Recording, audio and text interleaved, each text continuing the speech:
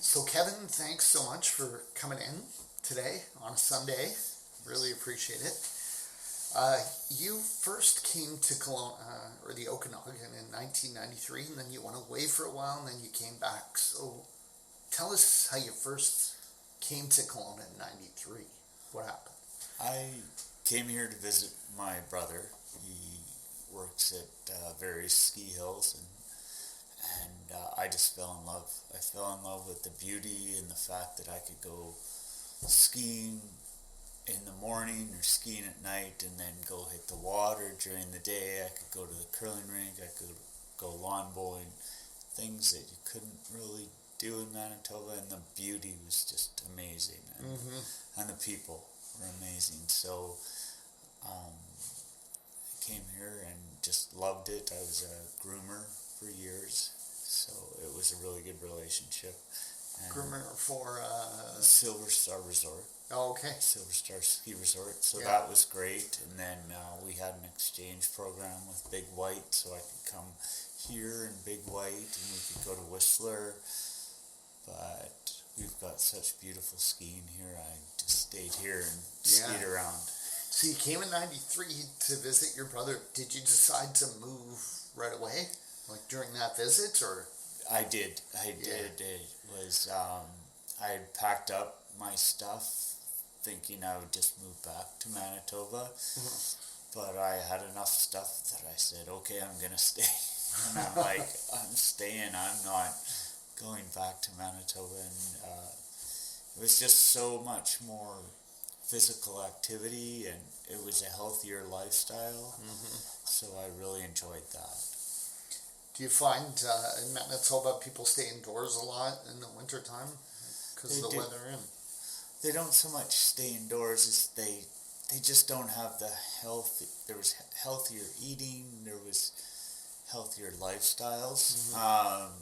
But they did do the indoor sports and stuff like that, like curling and hockey. To get out and go on cross-country ski runs and stuff was something we don't really do in Manitoba as much. Like, Manitoba's beautiful, but here it was just, you go to Safeway and everybody's dressed in athletic clothes, and it just made you feel good about yourself. Yeah. So I had just gone through a divorce in Manitoba, so it was amazing to come here and just feel good about yourself and feel happy. So yeah, big change. Yeah, huge change.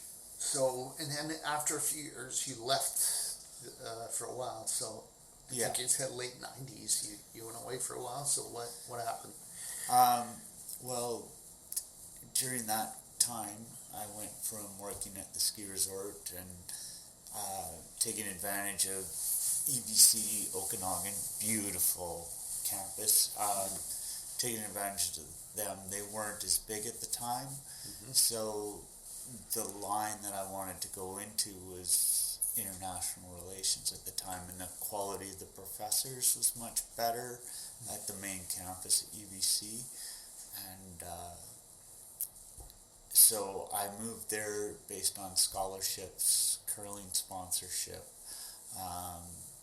easier access, which now coming back is all available here, and I'm so happy to see it's available here. So, and we didn't have the international students back when I moved to the Vancouver campus. Now you see it here, more and more international students. It's amazing, and so much pride in the Aboriginal Native culture here, similar to the main campus. So that meant a lot to me. But I did have to move away to pursue the exact studies I wanted to at UBC. Right.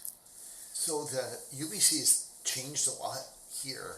Yes. Is it like 10 times bigger than it was back in the 90s? Or, I mean, I know there's so many buildings going. Every time I go up there, there's something. It seems like a new building going up. It's 10 times. It's exponentially bigger. Like, I went to all the red brick buildings, so we had maybe 3 buildings on the entire campus, gravel parking lots, amazing professors, but it was a very, very small feeder university at the time. Now you see the engineering buildings amazing, the student union buildings, amazing. The amount of housing on campus. Yeah. It's just, I take so much pride that I was part of that, and I'm still think I did so well at the huge campus at UBC because of the small campus here. So every function I get to attend there, I try to, and I really try to promote it. And the new medical center there that they have, and with the teachings, and they're talking about putting in a law school there eventually. So that just makes me glow and makes me feel really good about that being my starting point. Yeah. And how about Big White? That's surely changed a lot. That has gone from a little hill to one of the prime destinations in the world. And I'm all about teamwork. So the fact that they did it with Silver Star and with Whistler and with Sun Peaks and Kamloops, they all work together to make Big White an international destination, and they've really stepped up with the money that they've spent. They've brought in so many tourists from around the world that not only come to visit but end up in the same situation as I do. They come to visit, but they end up staying. I don't blame them. Yeah, so true, so true. So, you talk a lot about a world driven by empathy and your grandmother. Yes. Tell us some stories about your grandmother that helped you to develop this quality of empathy. Well, my grandma would never judge a book by its cover. So that's been bred into me, honed into me. She's had to take advantage of that empathy, and she gave it back to me. I remember picking potatoes all day long, and newer immigrants coming, basically Ukrainian immigrants In Manitoba, Ukrainian and Italian immigrants, and all they wanted to do was be part of Canada. And we would give them potatoes for 5 cents a bag or free, and they'd work for us, or we would work for them, and we'd help them get the crops off. There was no feeling sorry for them. There was this idea of reciprocity that the more you give, the more you'll get back. And she taught me that, and it was amazing because the odd time we would need something, and before we would even ask, it would be at our doorstep, like maybe cabbage rolls or pierogies, but they would come and help pick potatoes, make clothes together. We'd have great big meals, and there was this whole community that didn't believe in a zero-sum theory where every time somebody gets ahead, somebody loses. We all thought we could get better together. So that's been bred into me since my grandma. So when I come here and I bring that attitude, I'm like, we can just get better if we work together. And it'll bring a tear to my eye every time I talk to her, because she and I would literally give the shirt off our back and say, here you go. And next thing you know, you're getting 5 beautiful shirts back, homemade from the Ukrainian community, the Hutterite community, or the Italian community. So many of these immigrants, I think, didn't speak English when they first came, at least the older ones.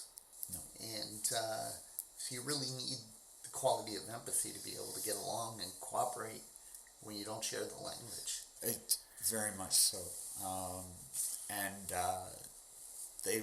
We would learn the odd word, but for the most part, they wanted to be Canadian. They were coming from such a lesser developed country environment, so they wanted to learn our language, and quite often we had to speak through them through the younger members of the community.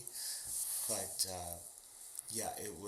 they were so understanding, and my grandma taught me that we didn't look down on them. And I'm like, Grandma, I'm trying to learn words and stuff, and she's going, well, they're trying to learn our words too, so let's just work together. And often you communicated through smiles, gestures, hand gestures, high fives, shaking hands, giving hugs, and it was awesome.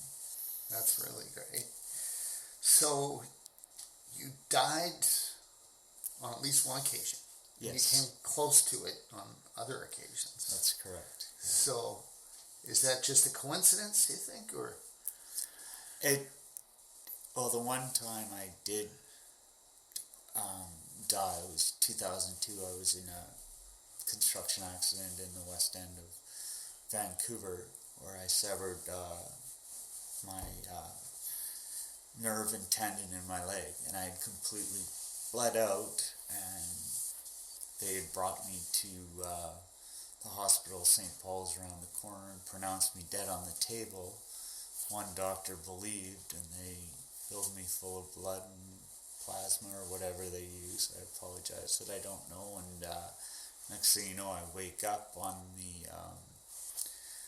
in the operating room the next day, and it was just a friendly, well, maybe not friendly. It was a reminder that I have a purpose here, that I have a reason to be here, that I have so much to give. Like the first time was they found me in a cow pile, and it was just above my nose, and I fell into the water grooming at Silver Star Mountain.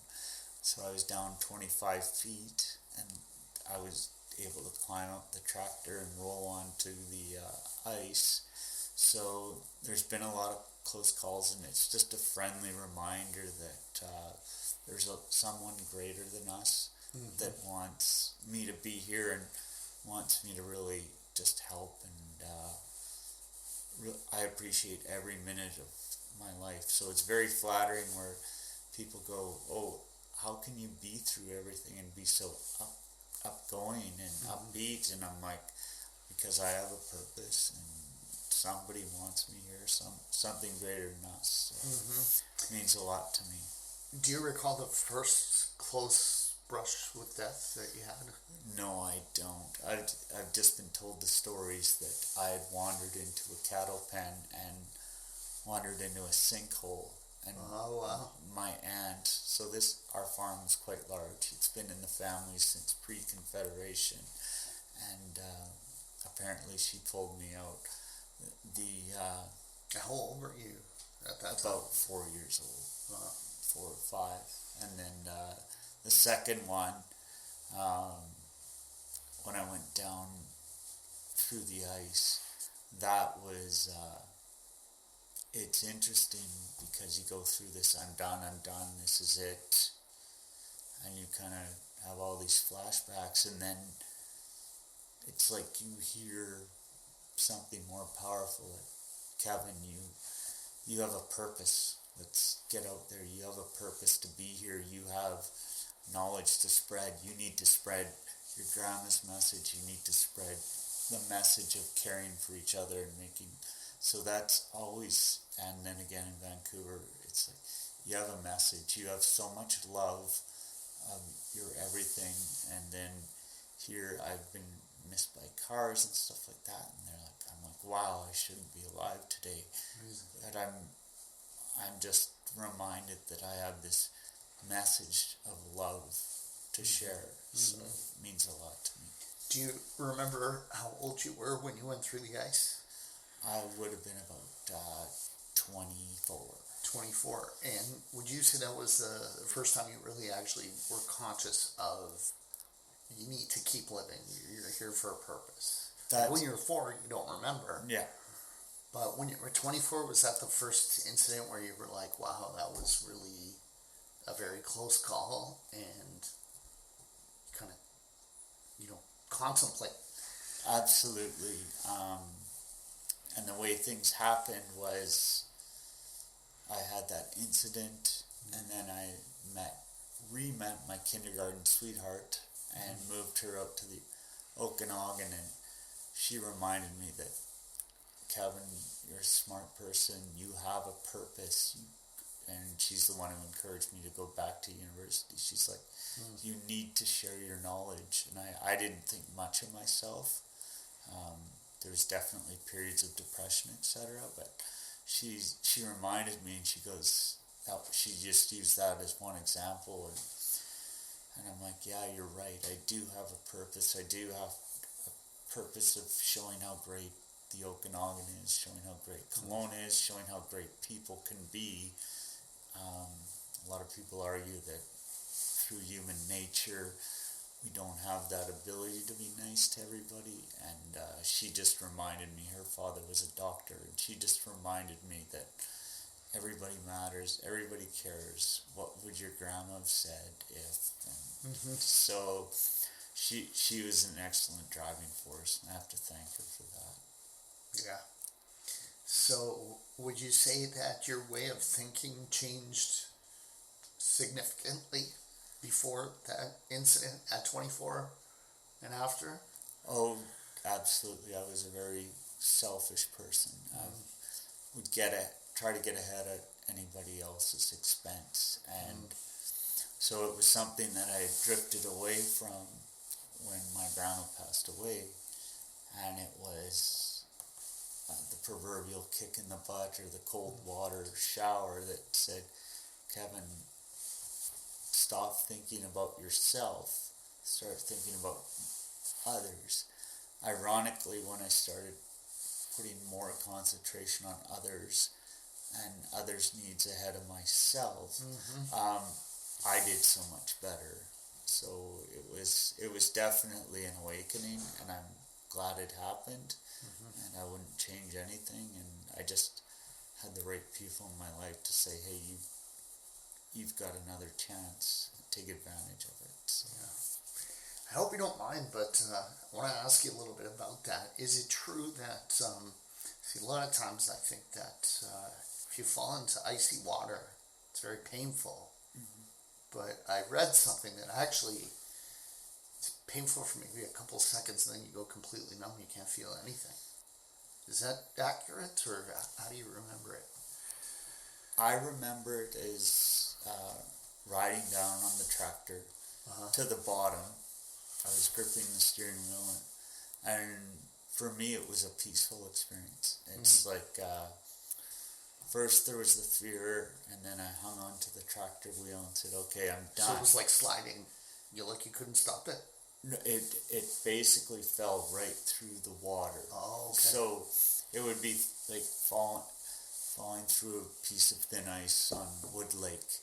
So I literally went to the bottom and said, okay, this is it. So there was the immediate shock of cold and everything, and then there was this peace where you're like, okay, I'm going to deal with it, I'm going to pass away. And then there was an epiphany of like, whoa, I'm not going to pass away. And I climbed up the tractor because it ended up on its back end. I climbed up the tractor, and so you got yourself out of the water. I did a barrel roll on the water. The gentleman who was working with me was checking the ice with a chainsaw approximately 10 feet away. We walked through the parking lot. I was put in a super warm room that they used for lifties and ski school and mechanics to warm up, and I was kept warm. But yeah, like you say, there's that immediate shock and pain. Then there was realization. There was no white light or anything, and then it's like, whoa, I'm not ready to go yet. I've got more to do in this world. So I don't know where that came from. I think it came just from my inner heart that I can do more, and not ready to go. So. Yeah. So you were able to retire at the age of 39. Yeah. What did you do that helped you to accomplish that? Well, I went to university. I did my degree in 3.5 years. So I worked basically 3 full-time jobs. I was working at the Royal Bank full-time. I was a competitive curler on the World Curling Tour. Oh, wow. And I was working with my cousin at his closet company, and I guess I was going to school, so 4 full-time jobs. Wow. And I just got, I don't know if it was lucky or forced luck that I was doing closets, and I bought in for $800 or $1,200 to a custom closet company with my cousin. I think I sold it for just over $25 million.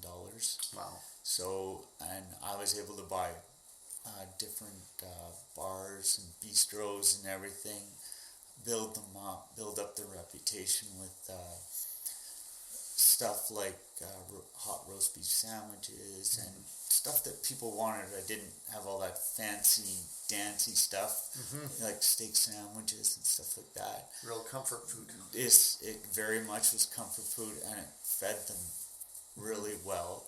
So I would have construction guys coming off, and then brunches on Sunday, and yet again another opportunity where I think I bought it for $750,000 and sold it for $13.8 million.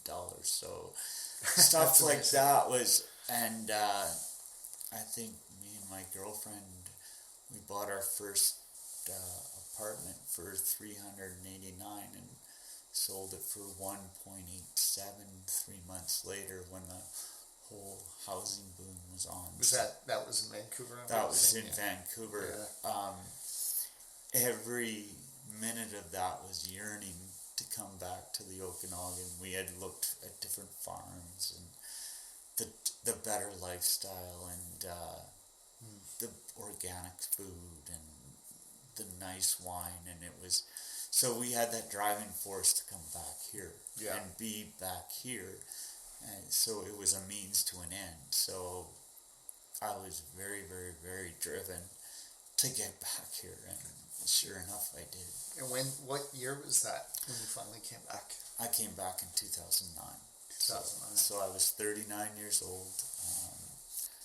The pain I was in from it basically being 21 degrees every single day was hurting my legs substantially. So I was able to come back and to welcoming family and then hook up with some excellent doctors here. They're probably the best in the world. I'll never leave because they take care of me, not only on a physical basis but on a mental basis as well. My GP's from Toronto. My specialist for my knee or my amputation, he's from BC but not from here.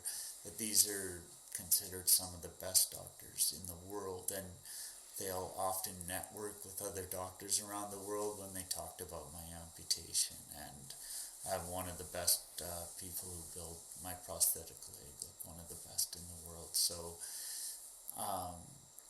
I humbly say I don't know why I've been so blessed to have all these people in my life and continue to meet nice people, but I'm so happy to be home.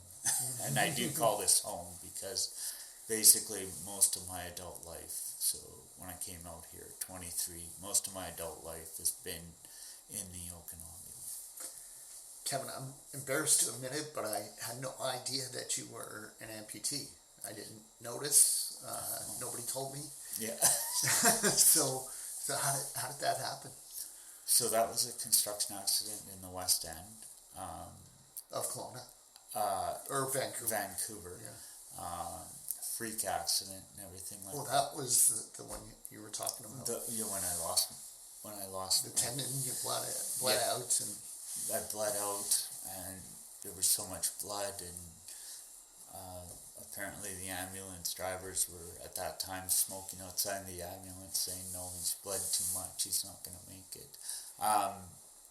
I had my leg eventually amputated in 2015. Is that the full leg, or it's just below the knee? Just below the knee, and too much damage to the too nerves. Much damage, like it was. They had attempted to put it back together because I wanted to be back on the World Curling Tour. So they wanted to cut it off then. Probably would have been a good decision, but I waited for over 10 years. Yeah, over 10 years to have it cut off, but it's not. I don't mind that people don't notice. Like I umpire baseball, and I worked at the shelter locally here, and I was walking 10 to 12 kilometers at over or 10 to 12 miles at over 3 miles an hour. So yet again, another wake-up call that even if we try to cut your leg off, you've got a purpose here. So. Yeah. So you're able to umpire. Yeah. Can you still do curling? Is it difficult? Not at the level I've been doing curling. I can still instruct. I still know the game. I still love the game. I was Arnold Asham, world famous curling shoe designer, built me custom shoes that go over my prosthetic leg. I'm getting a little bit older now, so I'm waiting to get it back into seniors. So I'm definitely in training and stuff like that to get back in the competitive circle. But now I prefer to play a more coaching role and a mentor. Just really tell people to have fun, what you should do in any sport, like baseball, anything. You got to teach kids or whoever's joining. The first and foremost thing is to have fun, and then you become better. I think that applies to pretty much everything. Yeah, exactly. Because it gets difficult and repetitive, but if you really love it, you're not going to mind the repetition and the practice. Exactly. Like you see a lot of people that are just all about repetition and practice, but I look at my own nephews and they get to try everything, and if they don't like it, and they just excel at soccer and baseball and rowing because they love it. And yeah. Again, I go right back to my grandma, and it's just, she instilled that, and it's just, you need to love what you do. Yeah. And love your life and feel good about yourself when you go to bed. So that's wonderful. Yeah. Curling, I don't know much about it. I always, now this is probably not a very nice thing to say, but I always got the impression that when they're sweeping, it doesn't really do anything. Is that true? No. There's different... Because that rock is so heavy, right? It's called a rock, right? It's called a rock or a stone. It's 42 pounds. What happens is you're creating friction, so you're creating a very thin layer of water that it's riding along, so it just becomes super slippery. So it's much different than hockey ice. There's new broom techniques where they're scratching the ice in a way to direct it, but I would never say I'm not really sure what happens, because there's still physicists who study what happens actually with the curling rock and how it curls and how it stays straight. But the reason why you see some of the biggest, best in shape people is to create that thin layer, so you're basically creating a path. So you either want to speed it up or slow it down or direct it. You can't really slow it down. With sweeping, you can direct it and speed it up. So there's no real way to slow it down. And that's up to the, what do you call the person that's the thrower. The thrower. So the thrower, it has to put the momentum into it that he or she wants. And as you get to the higher levels, they can put the momentum in it, where if they lay it down properly, the sweepers can bring in another 12 feet. So as long as they're within 4 feet, they've always got to be short though. Like in golf, they don't have the sweepers, but in curling, if they're 4 feet or 2 feet short, the sweepers can make up that difference. And they're so aware, like within millimeters, they'll put it right where you want it. So it's amazing, and I love lawn bowling as well, similar sport. But yeah, so much fun, and there's physicists and there's rock throwers out there now that are automated, that they're trying to find out what exactly works. But and they had a big controversy in the last few years where people were directing rocks like they were using a joystick. But when it really comes down to it, it's confidence and the best shot makers, and it's chess on ice. So when you get to our level, we don't miss. It's more of a strategy thing. Who's going to go where first? Yeah. And where are you going to put your pawn, and where are you going to put your rook, and where are you going to put your knight? And then, so that's why you see teams like Brad Gushu and Kevin Cooey and Kevin Martin winning all the time, not because they're the best curlers on the planet, but because they are literally chess masters. Yeah. So they're curling masters of strategy. Yeah. So, that's very interesting. Yeah. Are throwers and sweepers the same people? Like, does Yes. everybody get a turn? Or do you have people who are exclusively throwers? No. So the team, well, I digress for a second. There is a new thing coming up. It's mixed doubles, but that's a whole different game. But a team is made up of 4 players, Yeah. and everybody throws 2 stones or rocks each. And we've got an amazing club here. We're just putting on a new roof here, so the city gave the money for here. But everybody throws 2 rocks. You start off with the lead, and those are arguably 2 of the most important throwers, and then the second, so it's like you're setting up your pawns, and then you're basically waiting to make that last move. So everybody throws 2 rocks, and then your sweepers are in there, and it's not an easy job, because your heartbeat is so high when you're sweeping, and then you got to bring it down. I compare it to biathlon and skiing, where your heart rate is so raised up, and then you slow it down, and you have to calmly throw this rock. And it's like, people are like, wow, I didn't realize it was so hard, and they're sweating, and they come out in fleece and the whole polar bear, and they leave the ice in a t-shirt, and they're like, holy wow. Yeah, that's interesting. Yeah. There's some, I see some, it may be a bit of a stretch, but I see some parallels with baseball, in the sense that it's a much more complicated game than people realize. And if you don't really know much about it, it kind of seems like there's a bunch of guys just standing around. Yes. But there's a lot of strategy. And most players have to do most of the 5 tools they say: running, jumping, throwing, catching. Yeah. Most of the players have to do most of that.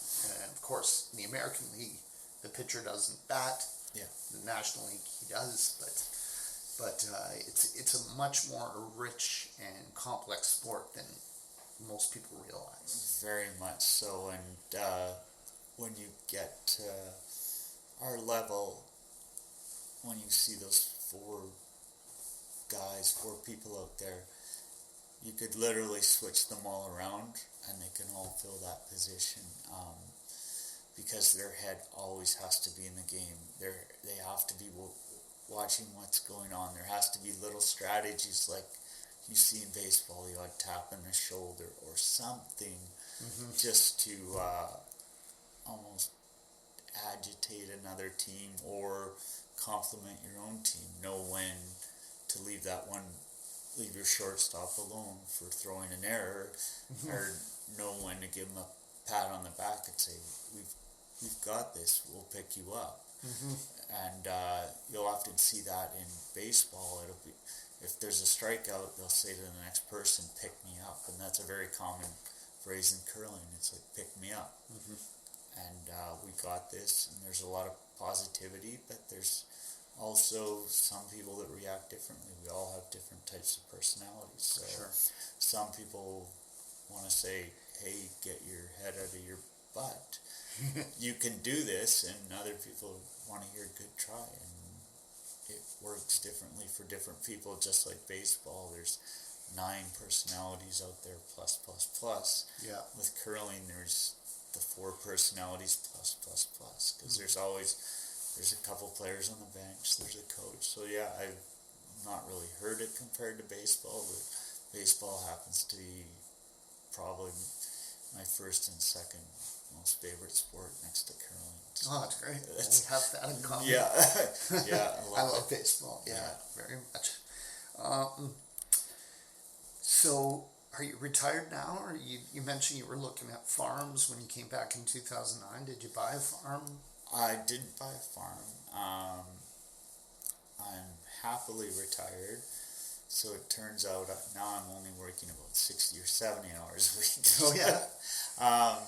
I don't ever have to work, Right.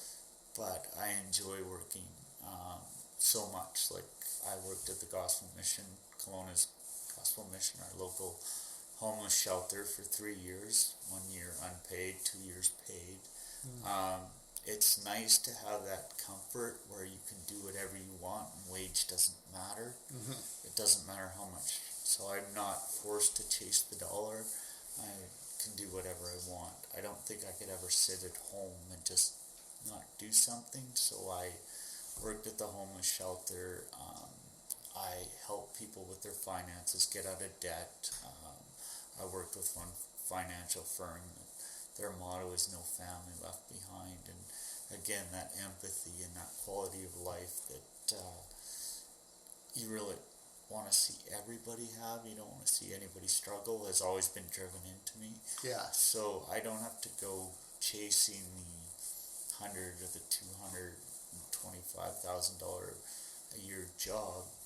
I get to do what I want, when I want, and how I want, and I think I'm lucky, and I think companies are lucky to have me on their team, just as I'm lucky to be part of their team. And working at the different homeless shelters, I always felt honored to be part of that team and bring my experience there. So it's a really beautiful thing when you can see someone turn their life around and get out of debt and solve those problems for themselves. And do you ever feel frustration? Because I know homelessness and poverty can be a chronic thing, and yes. Some people, it seems, just can't break out of the cycle.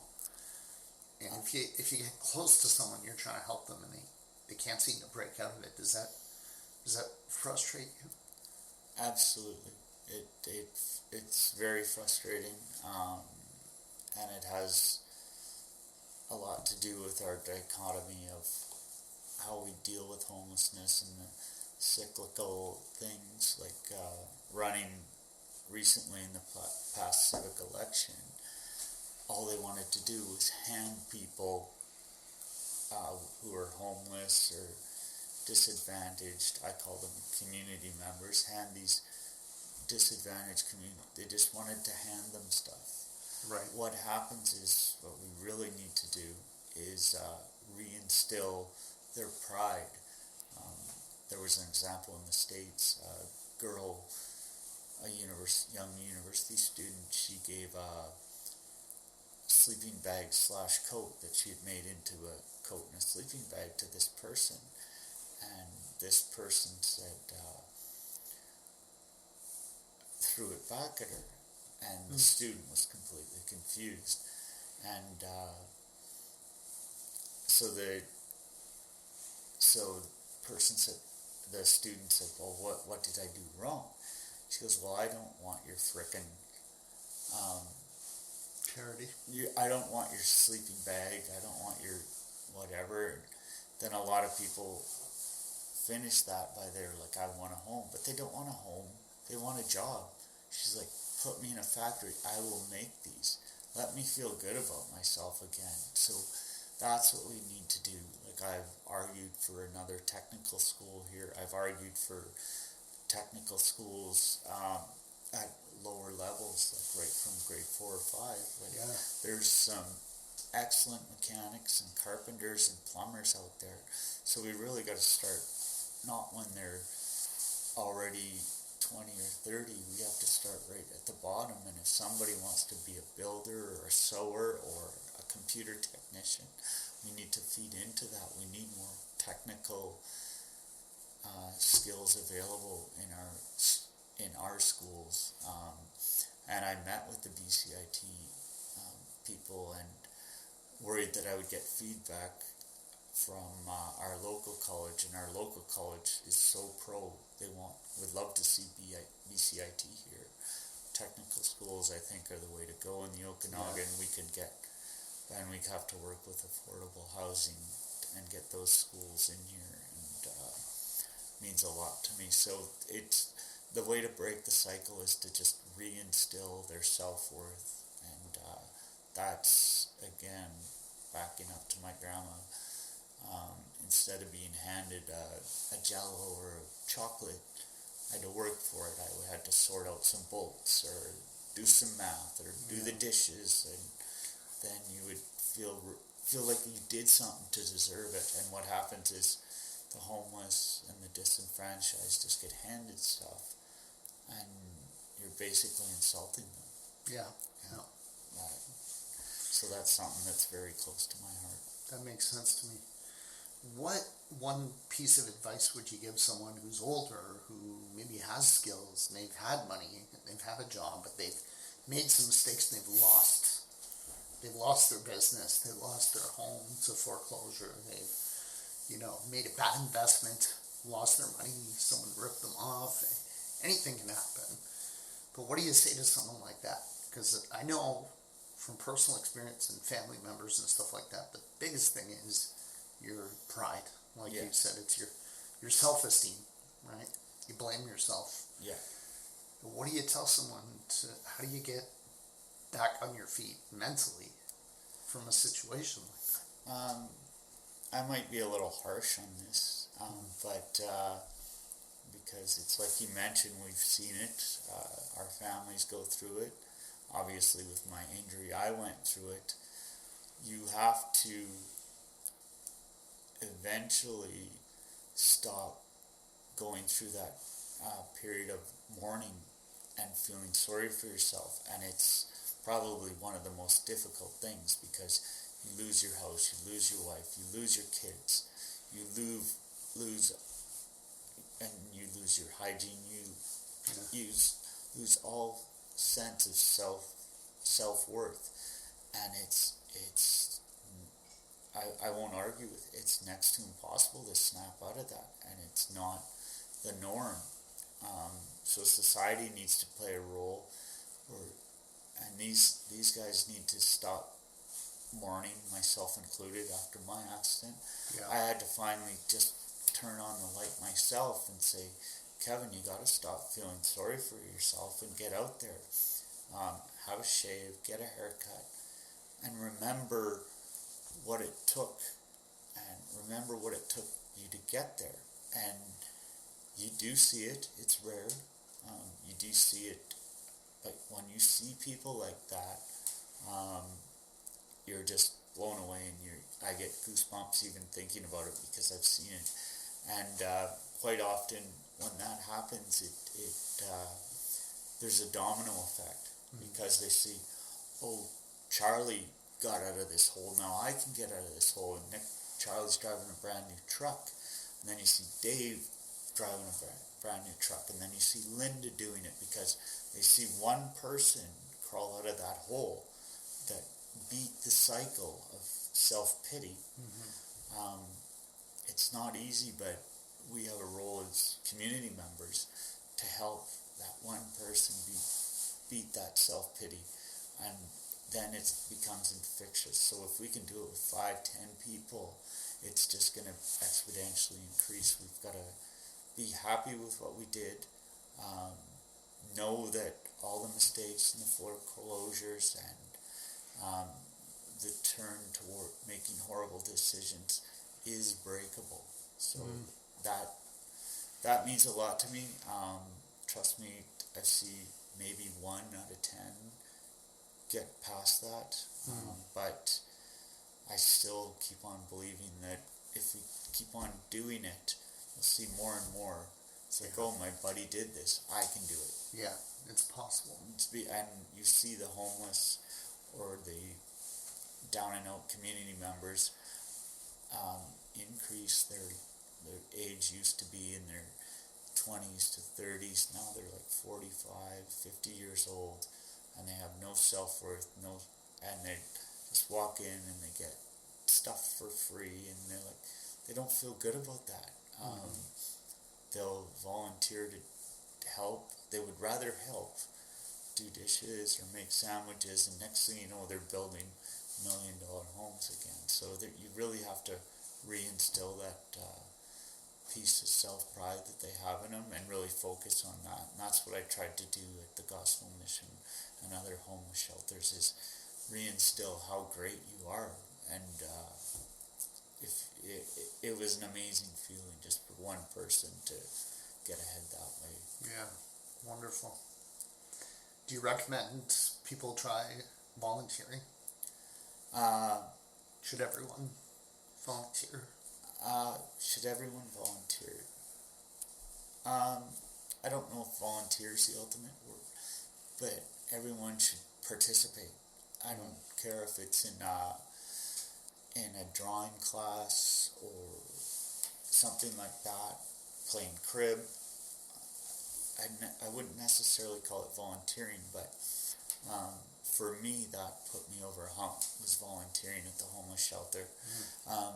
But if they just participate and not feel so ashamed, and give yourself high fives for things you do when you get out of bed.